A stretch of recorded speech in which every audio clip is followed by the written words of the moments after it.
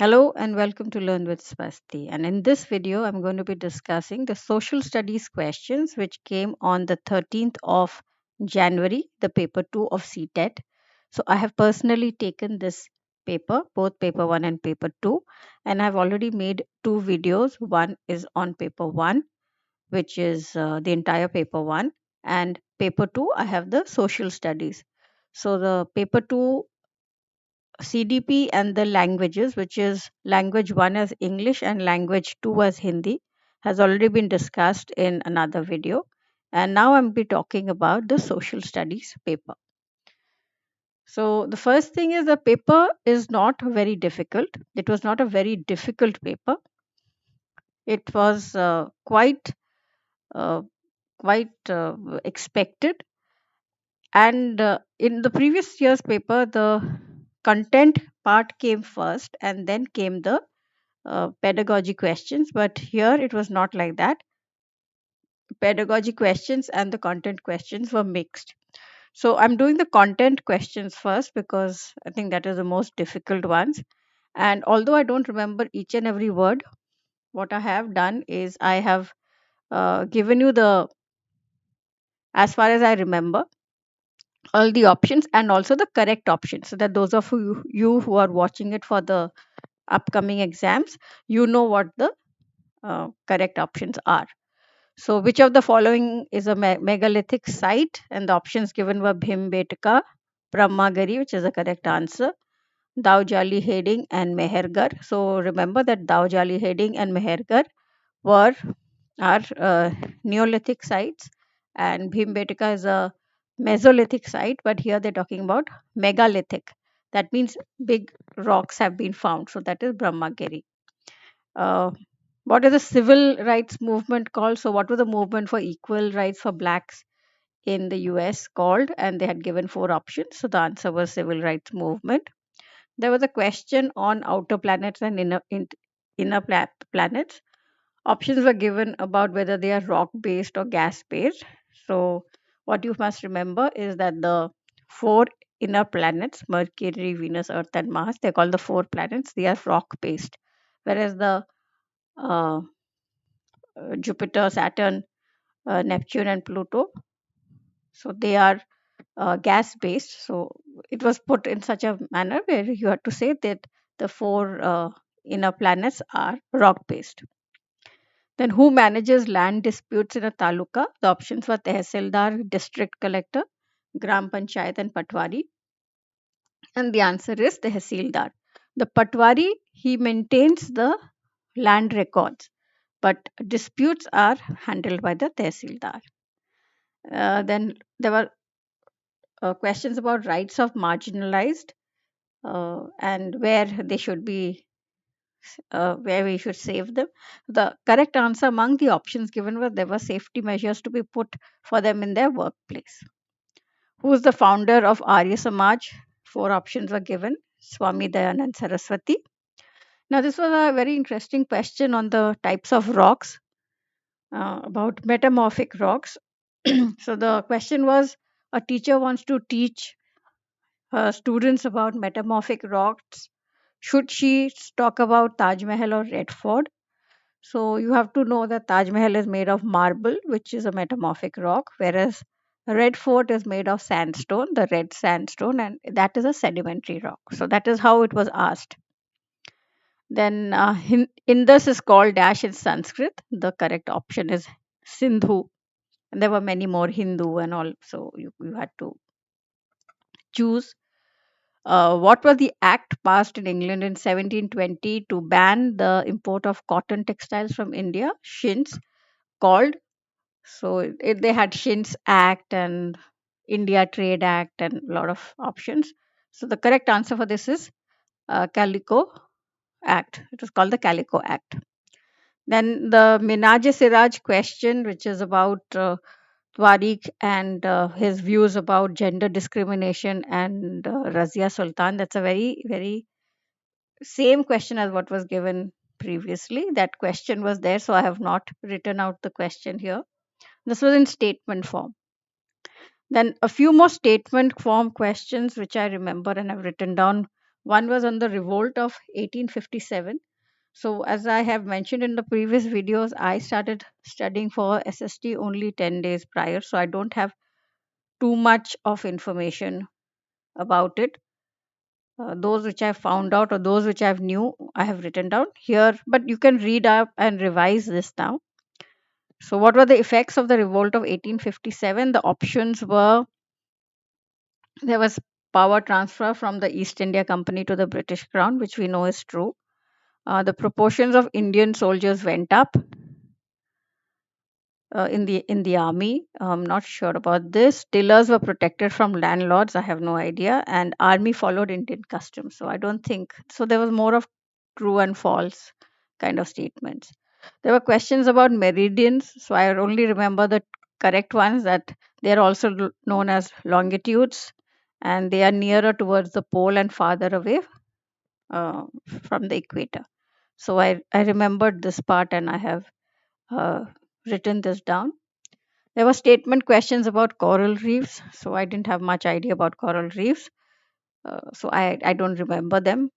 Statement questions were about weekly markets, whether it is more expensive for people who buy, or it is less expensive.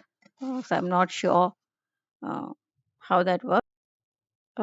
There were questions about weekly markets. Then there was questions about statement questions about the Brihad Dharma Puran of Bengal. Now I don't have much knowledge about this, frankly,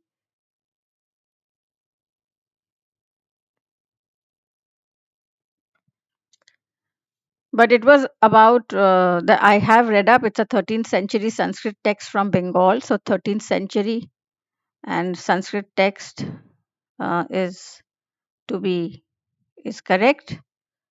So it is a 13th century text from Bengal, and whether it allows Brahmins to eat some type of fish, I'm not really sure.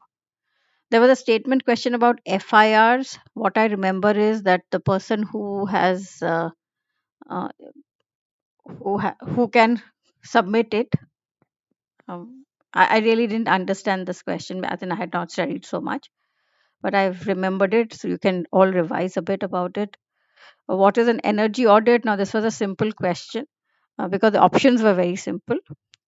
In the direct, they had asked about when were EVMs used in Indian elections. Now the options started from 1999, 2004, 2009, and 2014. So what I found out, and although I have got this right, EVMs were used totally, that a full Indian elections were held only through EVMs. That happened in 2004. So I guess that's what they meant. Now, on assertions and reason, there were an entire set on direct day action by Muslim League, which I had no idea about. So I really don't remember what it was. Birsa Munda, there was a question on Birsa Munda. It was again a statement based question. So I had not studied about Birsa Munda, and therefore I did not know. I did I Eeny, meeny, miny, mo. But Birsa Munda is a tribal revolutionary rebel from Bengal, and I really did not know anything about him to be able to make mm, any statement. There was a question on where did the Constituent Assembly meet or not meet? Where did they not meet? And Bombay, Delhi, Calcutta, and Madras were given. So this also I have uh, kind of guessed it and come. There was a question on mixed farming. What is meant by mixed farming and meaning? And the options were quite simple.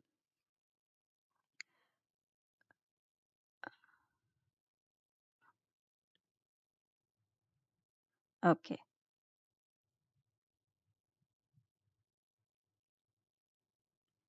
Okay.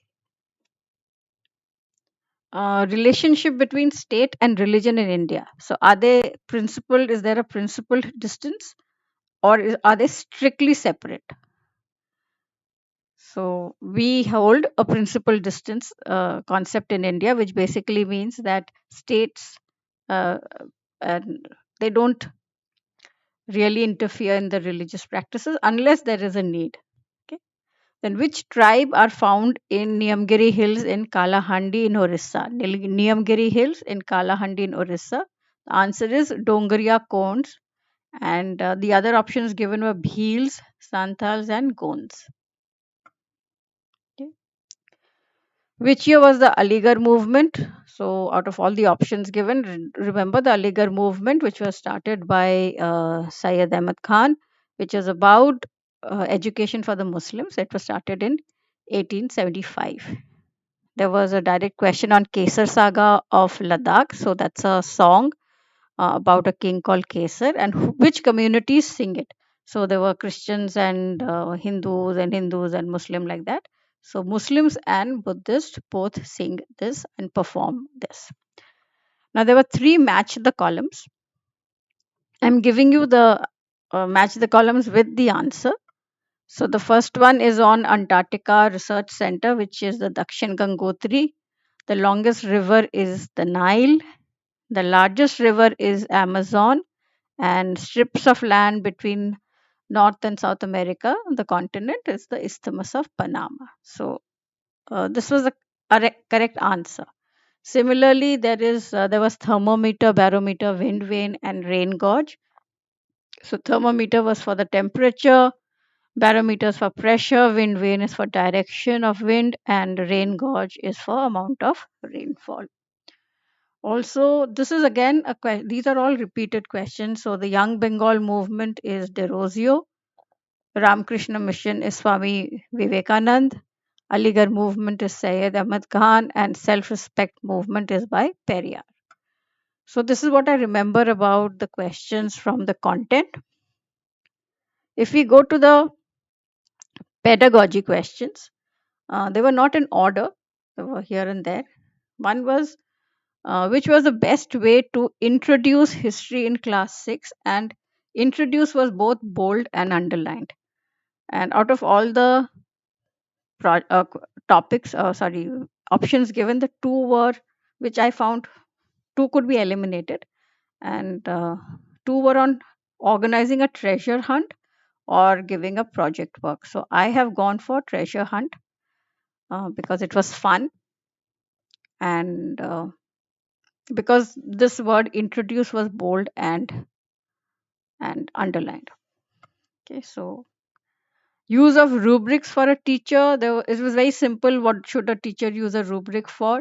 And these rubric based questions have come in the PYQ before also. So it was not very difficult. Which of the following is not representative of diversity? So a multilingual society, caste system, religious pluralism, or multiculturalism. So caste system we know is not uh, representative of diversity.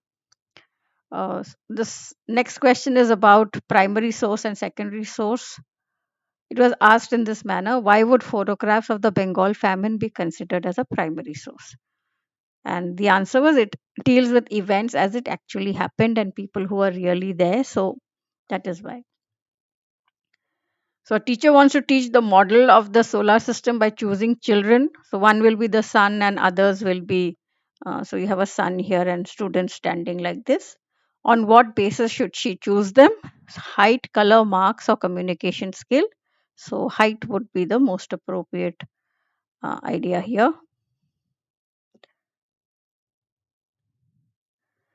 There was about a question on team teaching.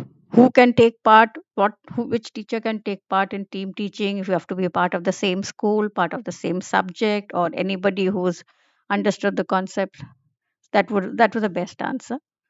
There were statement based questions about concept mapping. The two statement was it is based on the theory of assimilation, which is correct, and hierarchical with the most inclusive concept as the topic, which is also correct. So both A and B statements were true. There were questions on developing critical thinking skills. Like a question was giving about teacher wants them to find out about what happens if dams are built, and uh, there were options given, which would most have thinking skills, develop critical thinking skills. So there was one on survey about how damn life will affect something like that was the correct answer, seemed like the correct answer. Find out data. So those will not be so much. The other two options could be eliminated. And there were questions that promote metacognitive skills. So, which among the following questions maximum promote metacognitive skills was there? Questions from NCF and NEP were there, very simple questions and questions which have been asked before. So, not difficult at all. And there were questions about assessment of students. So this is what I have. What I could remember. I hope you found this helpful. To like this video if it was helpful, and thank you for watching this video.